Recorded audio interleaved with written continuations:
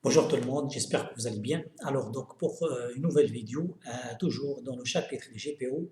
Donc pour pour les GPO, nous sommes en train de vraiment de partager avec vous les rubriques ou bien les parties les plus importantes.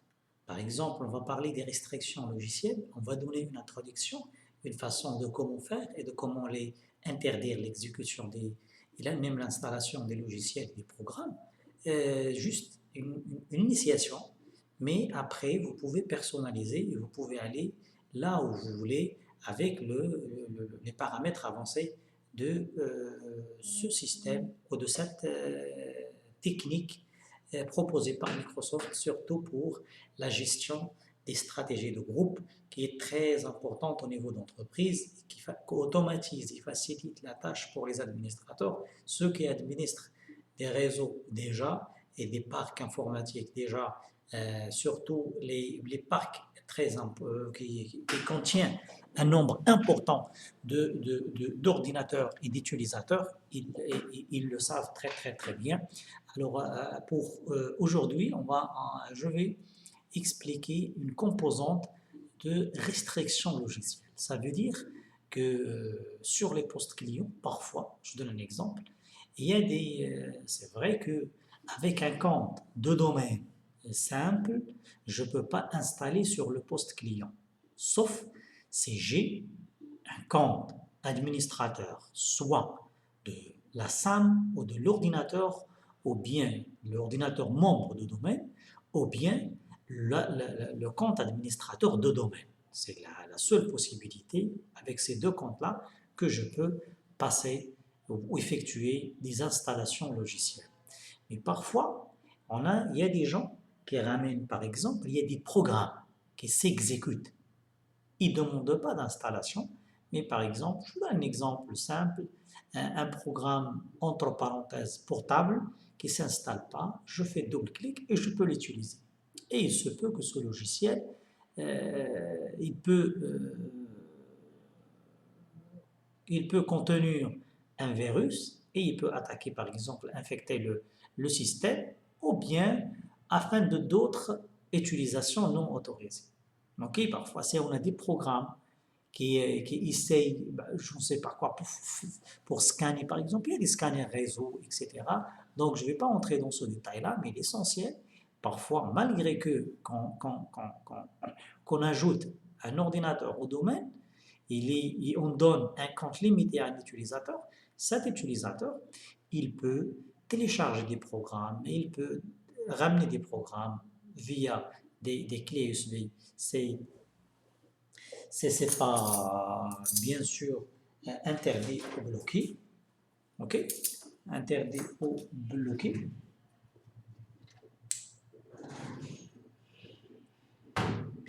Interdit ou bloqué. Alors maintenant, c'est ça ce on va voir pour aujourd'hui. Alors, on va passer à la pratique. Il n'y a pas très grand-chose à dire. Alors, sauf qu'il y a deux composantes pour la restriction logicielle. Il y a la restriction logicielle comme ça, et il y a l'app-locker. L'app-locker, application, verrouillage d'application. Alors, je vais aller vers le serveur et je vais créer,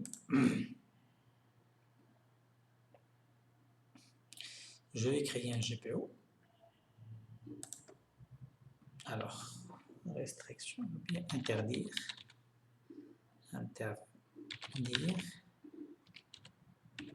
l'exécution des programmes.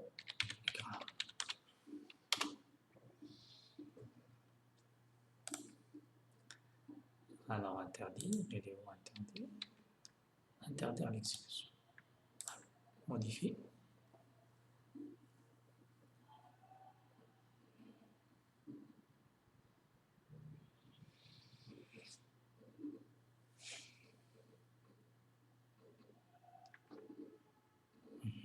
Alors, on a pour la restriction, il est là. Et dans le paramétrage, on a le paramètre Windows. Et on a une rubrique dans paramètres de sécurité. Soit je peux appliquer la restriction pour les ordinateurs ou bien pour les utilisateurs. Alors, OK. Donc, par défaut, il n'y a pas de restriction logicielle sur l'ordinateur, ni pour l'utilisateur. Alors, pour notre cas, on va voir les restrictions logicielles pour les utilisateurs. Alors, comment ça se faire? Clique avec le bouton droit, une nouvelle stratégie de restriction logicielle. Automatiquement, le système il intègre ces composants-là ou ce paramétrage. Alors, pour ce paramétrage, il faut bien comprendre ça. Alors, on a le niveau de cette sécurité. On va entrer. Alors, on a 3 niveaux. Soit non autorisé. Alors, le logiciel ne s'exécute pas, quels que soient les droits d'accès de l'utilisateur. Par exemple, pour un programme donné, je vais choisir non autorisé, ça veut dire même les administrateurs, ils ne vont pas l'exécuter.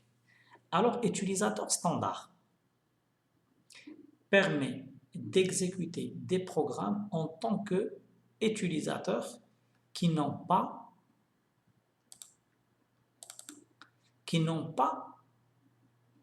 les droits administrateurs, mais peuvent accéder aux ressources accessibles par les utilisateurs normaux.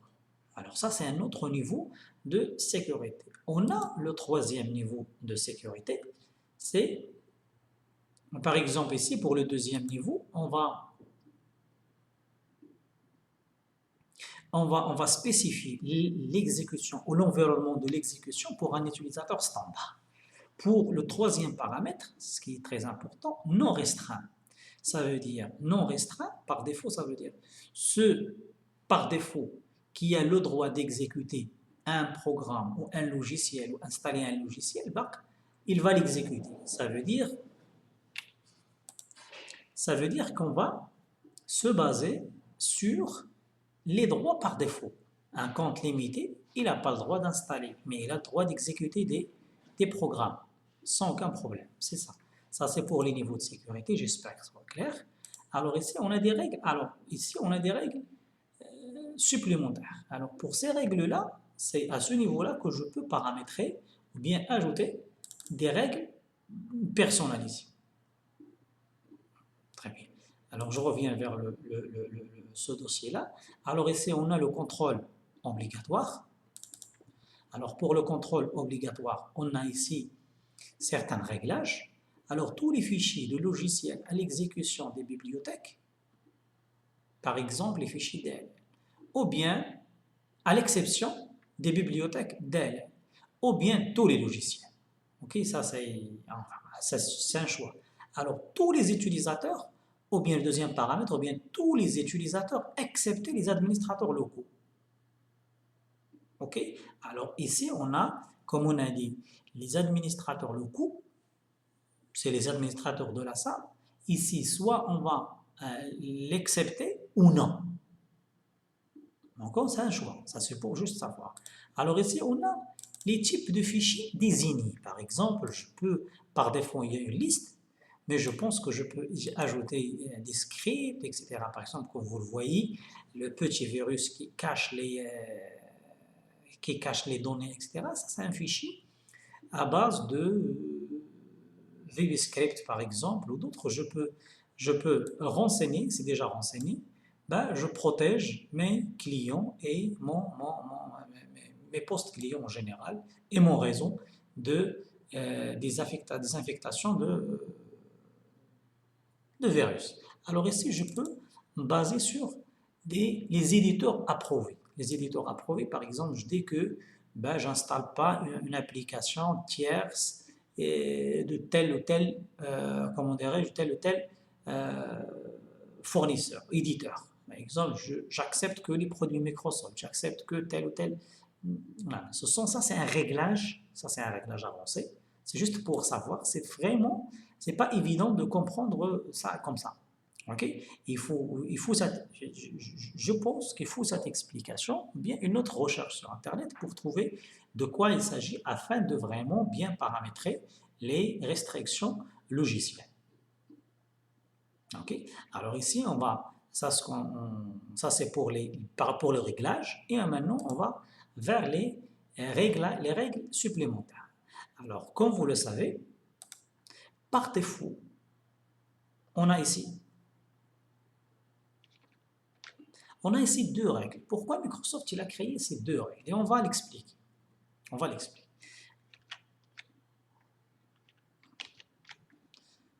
On va l'expliquer. Alors, par défaut, si on installe un système après l'installation d'un système d'exploitation, les exécutables et les programmes, ils sont stockés où? Généralement. Alors, on a ces deux points et on a donc une installation propre, on trouve ça. Users ou bien utilisateurs.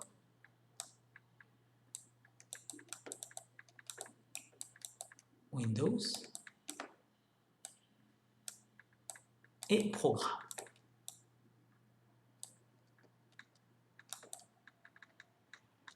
Programme files ou programme 86, etc.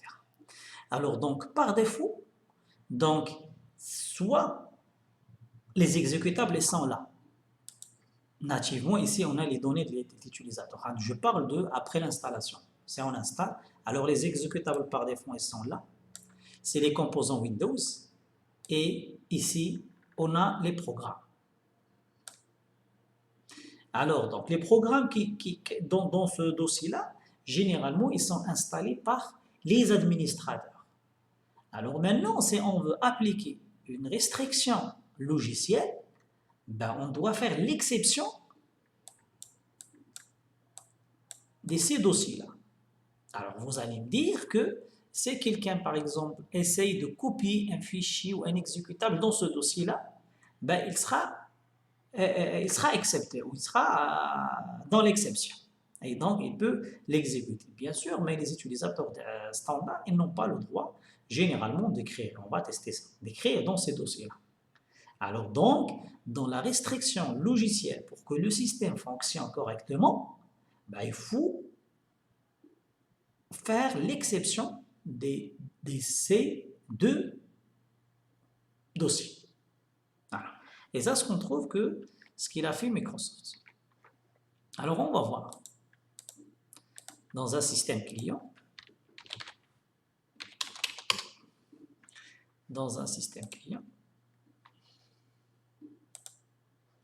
généralement, ça, c'est pas après l'installation, on trouve que ça.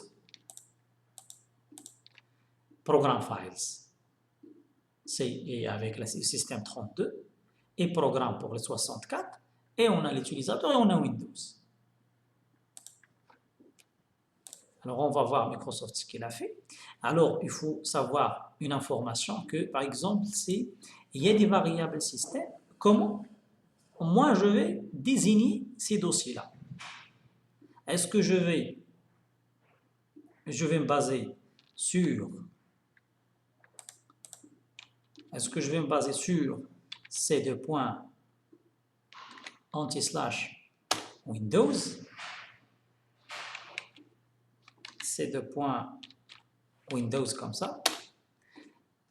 Ouais, je peux aller avec ce chemin-là, mais la question qui se pose, c'est moi j'installe sur une autre partition mon Windows.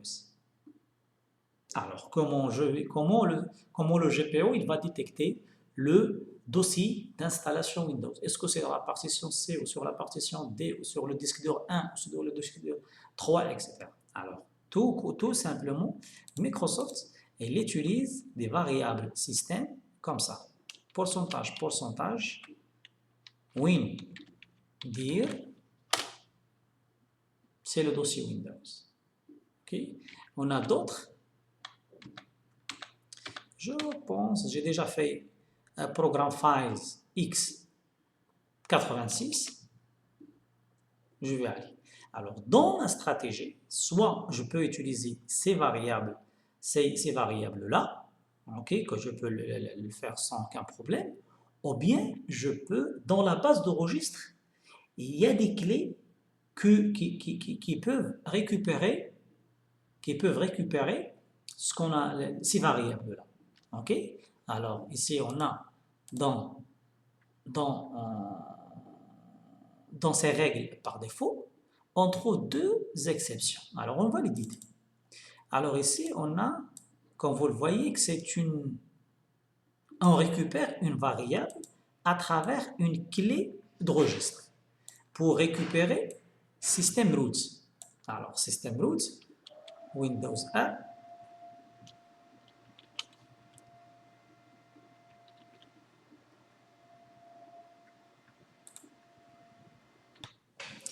Alors, dans le système, donc je peux récupérer cette valeur. Je ne sais pas est-ce que ça marche comme ça ou non. Non, ça ne marche pas comme ça. Ça ne marche pas comme ça. Alors, à partir de l'exécution, ça ne marche pas. Mais à partir de la récupération au niveau de cette règle, ça marche. Par exemple, système root. Et système root, c'est le système, il est installé pour cet ordinateur, il est installé sur ces deux points. OK? Alors, donc, on va interpréter. Alors, comment dirais-je, les systèmes dont les programmes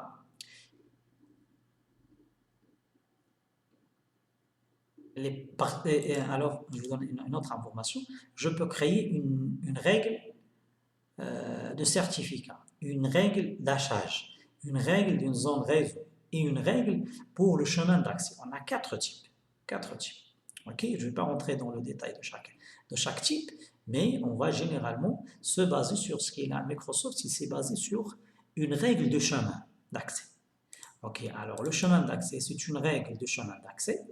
Alors on donne le chemin d'accès et on donne le niveau de sécurité. Alors pour ce chemin-là, moi je positionne, c'est non restreint.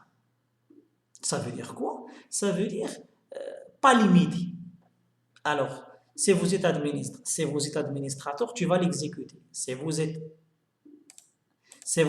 utilisateur simple, tu ne vas pas l'exécuter. Sauf si c'est autorisé pour les utilisateurs simples. Non restreint, ça veut dire ce GPO, il ne va pas le toucher. Si vous avez déjà les autorisations, vous allez l'exécuter. Si vous n'allez pas, vous n'allez pas. OK, ça c'est le GPO, il ne va pas toucher. Alors, c'est intelligent. Alors, on va voir le deuxième dossier, c'est un program file dir. Alors, comme ça.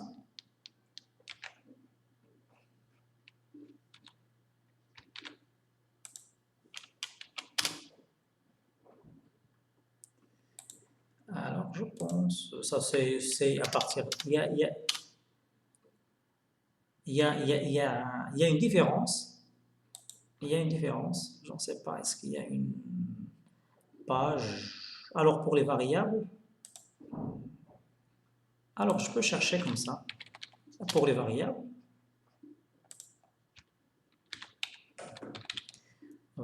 oui c'est ça, j'ai déjà fait une petite recherche, variable, pourcentage, win, dir, directory. Et dans les pages, je peux trouver les systèmes des variables d'environnement, je peux trouver plusieurs. C'est ça, oui, c'est très important. Oui, c'est ça. Par exemple, oui, c'est important. C'est important, par exemple, pourcentage date, error level, etc., OS contient une chaîne de caractères décrivant, je peux l'appeler directement avec l'exécution, temp, et comme ça, ce qu'on utilise nous souvent, ou bien système drive, c'est, oui. Par exemple, si je veux récupérer, l'essentiel, c'est que vous pouvez voir ces variables-là et vous pouvez les utiliser sans aucun problème. Alors ici, on a programme files et cette valeur a été récupérée via la clé de registre. OK, non restreint, etc. Alors maintenant, on va appliquer. On va appliquer. Généralement, on n'a pas une autre règle pour interdire les autres. Et par défaut, oui, ici il y a une information, je peux régler un niveau par défaut. Alors le niveau par défaut, c'est non autorisé. Ça veut dire que s'il n'y a pas une exception, c'est non autorisé. Alors le niveau par défaut, c'est non restreint. Ça veut dire quoi? Ça veut dire si vous avez le droit, vous allez l'exécuter. Si vous n'avez pas le droit, vous n'avez pas l'exécuter. Mais si je peux changer le paramétrage, je peux dire que c'est non autorisé, ça veut dire si ce n'est pas autorisé explicitement, ben, tu n'as pas le droit. Alors maintenant, je vais vers... Alors, j'ai juste expliqué. Alors maintenant, je vais vers un client pour expliquer ça. Ouais.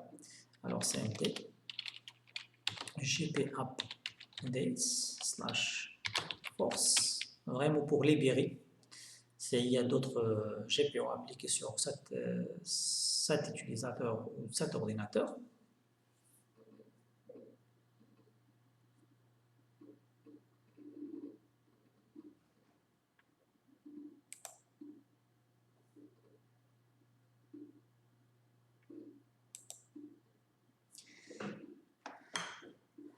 Alors, je vais connecter une clé USB dans laquelle il y a des programmes parce qu'on aura besoin de faire des tests.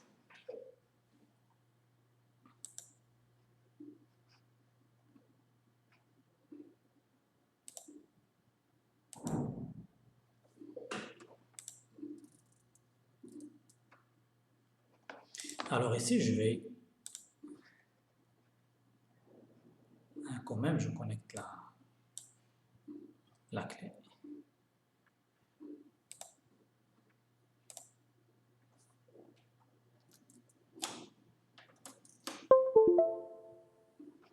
Oui, je vais le connecter sur Windows 10.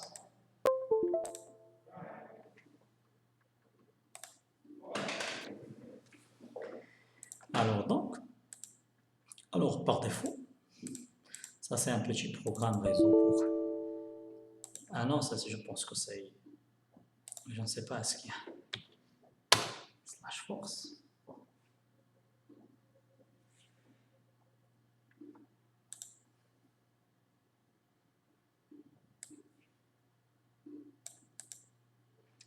Donc c'est une clé USB dans laquelle il y a des programmes. Alors je vais fermer la session carrément pour voir.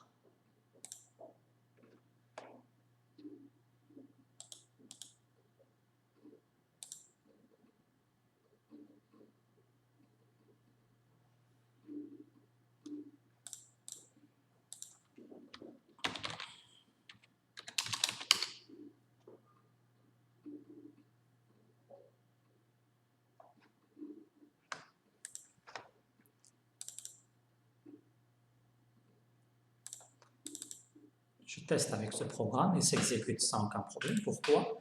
Parce que par défaut, un programme, c'est exécutable. Ben, et parfois, il y a des virus qui peuvent toucher le système avec ces programmes, ce genre de programme. Alors ici, ça c'est par défaut. C'est les autorisations concernant les logiciels. Alors je vais essayer d'installer un logiciel. Ça c'est un exécutable. Alors, si je veux installer le système, il dit qui êtes-vous?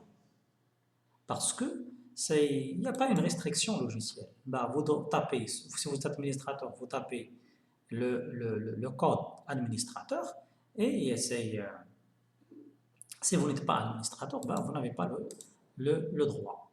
Ok. Alors maintenant, on va lier ce GPO à cette unité d'organisation.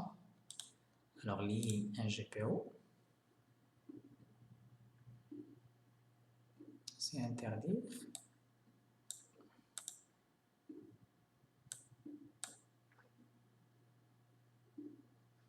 Alors ça c'est interdire.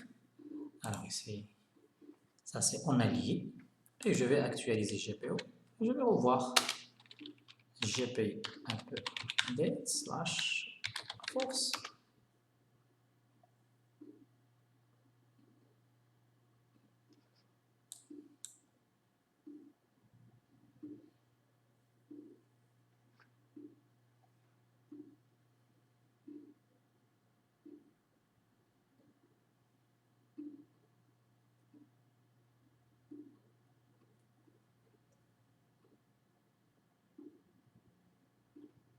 En attendant, je vais rééditer.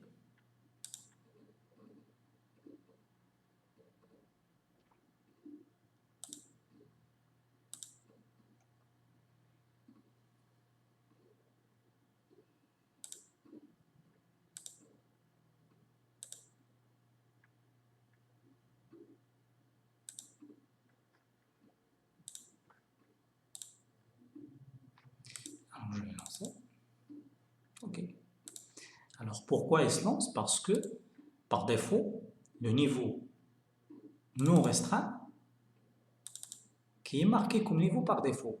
Ça veut dire, par défaut, on a l'utilisateur. L'utilisateur simple, il peut exécuter des programmes. Alors, on teste ça, on verra. Alors, par défaut. Le niveau par défaut que vous sélectionnez contient plus de restrictions que le niveau sélectionné actuel. Activer ce niveau de sécurité pourrait empêcher le fonctionnement de certains programmes. Alors, le logiciel ne s'exécute pas, quel que soit. On verra. On change. Généralement, on ne peut pas changer, c'est on donne.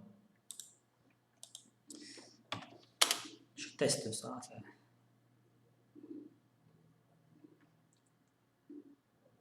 Mais il ne faut pas parce qu'il faut faire attention.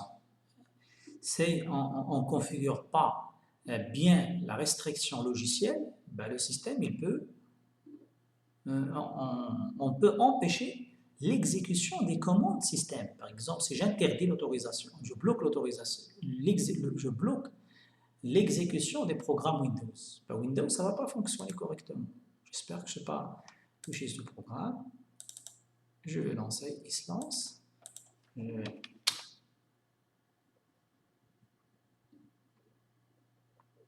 J'actualise une deuxième fois, juste pour s'assurer. Je vais aller vers la clé. Non. Ça, c'est non restreint, c'est pas ça le... Alors, je vais fermer pour vraiment tester. Or, se déconnecter.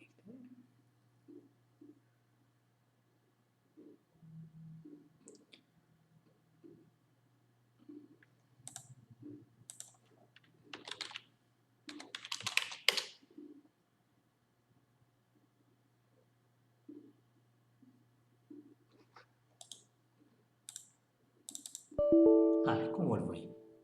Alors maintenant, le niveau par défaut devient non autorisé. Ça veut dire qu'il faut une autorisation explicite pour vraiment bien gérer ça. Ok, ben je vais essayer d'installer. Il dit que votre administrateur a bloqué ce programme. Pour plus d'informations, contactez votre administrateur système. Alors, et comme ça, si ce n'est pas autorisé, ben, le système, il va le bloquer. Bien sûr, si je peux, par exemple, autoriser, je donne un exemple, par exemple, si on a des chemins réseau,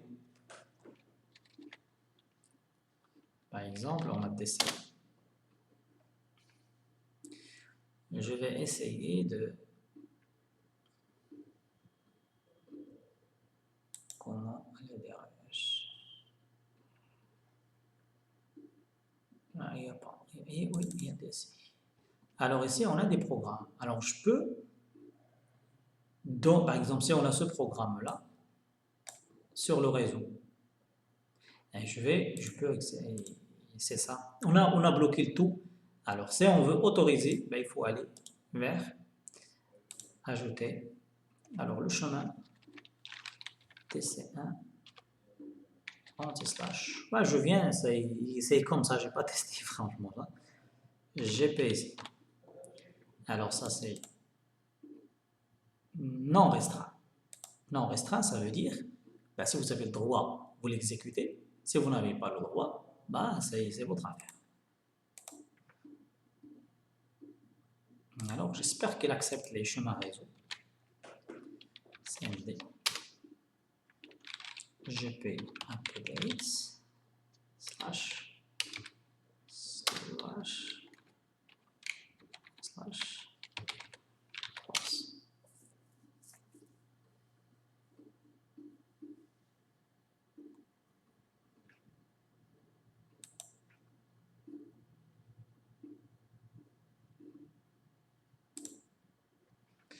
Alors, on verra ce logiciel et on va voir. Et comme vous le voyez. Alors, c'est autorisé à partir du réseau et c'est pas autorisé à partir du bureau. Pourquoi? Parce qu'on a autorisé. Alors, je vais prendre ce programme et je vais le déplacer, par exemple, sur le réseau. Je ne sais pas est-ce que j'ai le droit d'écrire ici. Voilà. Alors, le système, il détecte ce chemin-là. Alors, bien sûr, il ne faut pas que le dossier, par exemple, logiciel, réseau, j'improvise. Ok? Ça, c'est pas planifié dans cette vidéo. Mais si je veux, par exemple, créer un dossier, je vous donne un exemple. GPC. Alors, je vais aller vers mon GPC. Programme. Je vais vérifier les droits. Alors, tout le monde, il y a modification. Alors, je dois supprimer tout le monde. Ça. Lecture. Ok. Juste un exemple. Pour ne pas qu'un utilisateur prenne ces programmes et les mette dans ce... Alors, ça c'est en lecture seule. Comment ça? Parce qu'on n'a pas actualisé, n'a pas actualisé les droits. Voilà, on peut prendre cet exemple sans aucun problème. J'essaye de partager le max avec vous. Par exemple, programme,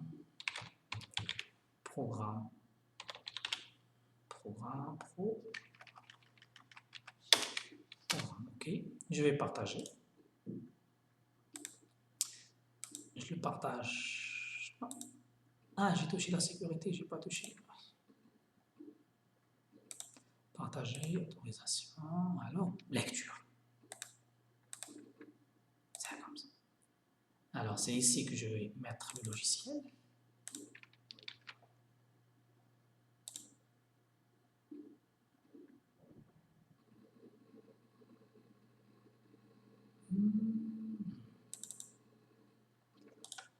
Il faut changer le nom de programme proc. Bien logiciel.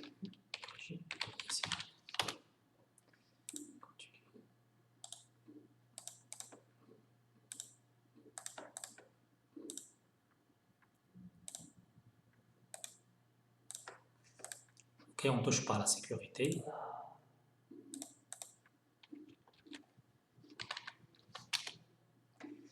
Alors, on a le logiciel. Alors, je ne peux pas. Alors, je vais essayer de mettre remplacer. Vous n'avez pas le droit. Ok? Alors, personne ne peut ajouter les logiciels à cet endroit. Et moi, je peux autoriser ce chemin-là. Je peux autoriser ce chemin-là pour que juste les programmes approuvés par l'administrateur soient utilisés en entreprise. Alors ça, c'est d'une façon. Alors je vous explique autre. Alors je vais supprimer ça. Et je change, par exemple, si je veux, c'est un choix. Je change, par exemple, le mode par défaut. Il ne s'agit pas. Ça, c'est le niveau de sécurité par défaut. C'est non restreint. Alors, donc, non restreint. CMD. Ah oui, on a déjà CMD. Alors, le niveau par défaut, c'est non restreint. C'est juste pour... on a vu qu'on a fait l'exception, on a fait... Alors, c'est bon. Il s'exécute. Parce qu'il n'y a pas une règle qui dit il ne faut pas l'exécuter. C'est le niveau par défaut, c'est non restreint. Ça veut dire que c'est non restreint. Ça veut dire que si vous avez le droit, un utilisateur simple a le droit d'exécuter des programmes. Et après, je peux, moi, ajouter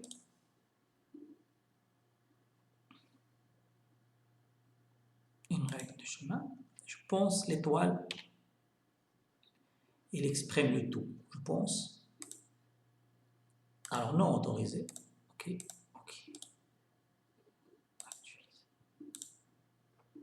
C'est juste pour vous donner plusieurs exemples.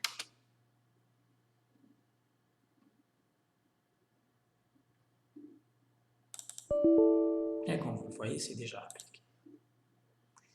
Alors, c'est l'inverse. C'est de préférence d'utiliser cette technique, d'utiliser les niveaux par défaut. Alors, si vous voulez que le tout soit bloqué, sauf les exceptions, ben c'est bon. Si vous voulez que le tout non restreint, et c'est à toi de bloquer ou de bloquer des chemins spécifiques, ben c'est votre affaire. Mais quand même, on a donné on a donné les deux exemples pour que le partage d'informations, de ce genre de compétences et ce genre c'est un savoir-faire. Okay? Ce n'est pas juste des cours classiques, c'est un savoir-faire, c'est ce qu'on applique en entreprise, c'est ce qu'on a travaillé avec, ça fait des années. Alors, je pense que ça, ce que je veux partager avec vous, est